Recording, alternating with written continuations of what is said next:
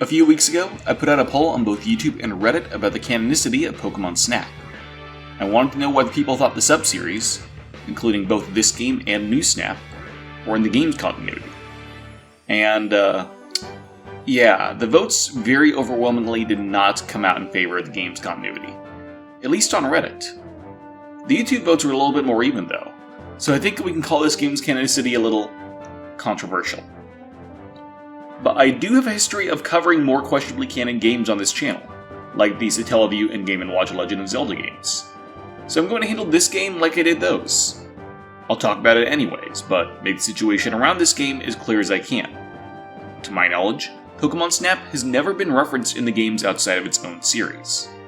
If you take a minimalist canon approach, then the game will not meet your requirements. However, I'm still going to do my best to fit it in. So let's dive into Pokémon Snap on the Nintendo 64. The game was released in Japan on March 21st of 1999. Developed by HAL Laboratories, the game follows young photographer Todd Snap, who serves as an assistant to Professor Oak in his exploration of the long-abandoned Pokémon Island. We know that there was once human activity on this island, since an abandoned power plant exists there, now absolutely overrun with Pokémon. The place likely made its energy from the abundant electric Pokémon, given that the plant begins producing energy again after Todd awakens the Zapdos that lay dormant inside. Actually, all three legendary birds can be found on this island. Alongside Zapdos in the power plant, Articuno can be found in the cave, and Moltres in the volcano. Now they come out of eggs, which makes it a little weird.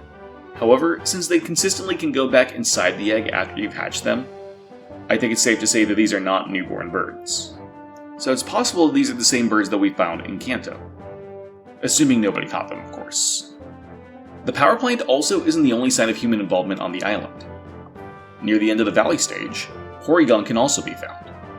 Porygon is a human-made Pokémon developed by scientists working for Silphco, and cannot be found naturally because of that. These Porygon were almost definitely brought here and abandoned by humans. This also tells us that the island being abandoned can't have happened too long ago, since Porygon were treated as a somewhat recent development in the Kanto games, being extremely rare and only available as a prize for gambling, likely supplied to the Game Corner by the same crooked Silph scientists who let Team Rocket take over the company.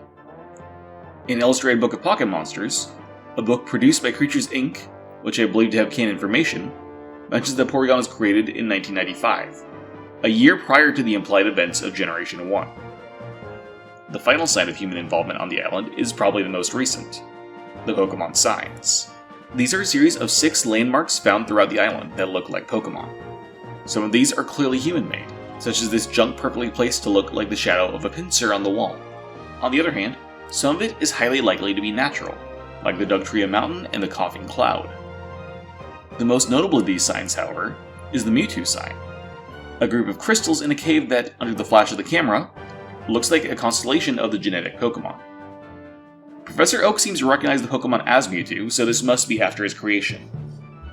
What I find interesting, though, is that all 6 Pokémon signs, Mewtwo included, are reflected in the night sky as constellations. This makes me wonder if Mewtwo's creation was somehow foretold in the stars. We already know that there are psychics and fortune tellers in this world, so it wouldn't be too out of the question. The 6 signs were left as hints towards the location of one specific Pokémon, Mew, the new species Pokémon. The sign pointed to the constellations, and specifically the rainbow clouds that hang high above the island, which is where Mew hid. But even after finding it, we still have so many questions. Why is Mew here, and who left the signs? Well, as of the events of the Kanto games, there seems to be only one Mew known to the world. The one whom Mewtwo was cloned from. That Mew is eventually freed from its captivity after Mewtwo's escape and brought to Faraway Island by Dr. Fuji, the head of the Mewtwo Project, where he left signs in hopes that the next trainer who set foot on the island was worthy of the Pokémon. Which leads to the first theory that comes to mind. Are Pokémon Island and Faraway Island the same place?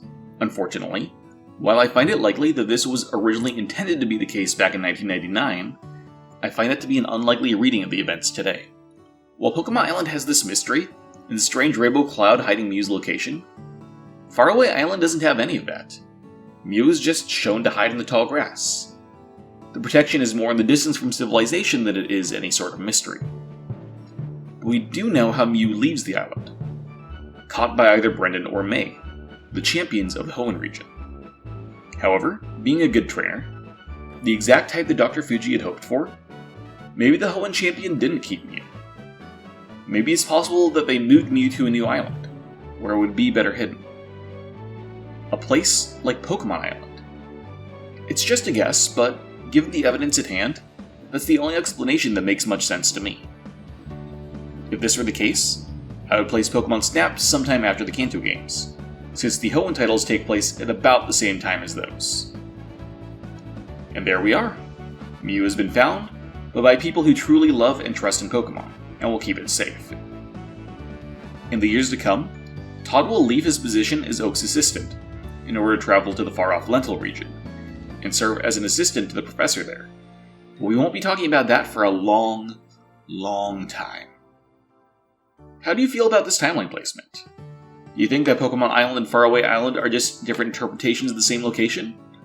Let me know your thoughts in the comments. Our return to the Pokémon series is not that far off, as next time we're going to discuss another spin-off title, Pokémon Stadium. I'll see you guys then.